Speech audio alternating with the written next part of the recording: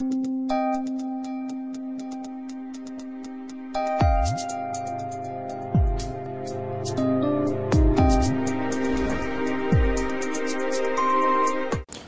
this is Sheldon here from the Currency Advisory Desk with today's report. Well, Indian equities seem to be under pressure.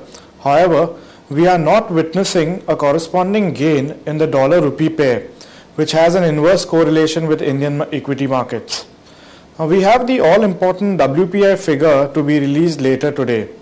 Now, as RBI gives more weightage to this number in order to determine its rate stance, we expect a lot of volatility in today's intraday trading session, especially with the next policy meet scheduled just a couple of days down the line. Now, traders can go long in the dollar-rupee pair today at around 54.30 levels in the spot. Now, the euro continued its free fall against the US dollar, this time on the back of strong retail sales numbers from the United States. Now, the pair hit an intraday low of 1.2924 yesterday. With the dollar index trading at highs of around 83.20, the dollar is not exhibiting any negative correlation with US equity markets. In fact, along with the dollar index, the Dow is also trading at its new highs of 14,455. The primary reason for this would be the demand in equities that is being generated by the relatively cheap money that QE3 program is supplying. As we know, it's $85 billion what the Fed is providing the markets, and this is what is generating the interest in US equities. Because if we see the developing markets, people are talking about markets being overbought.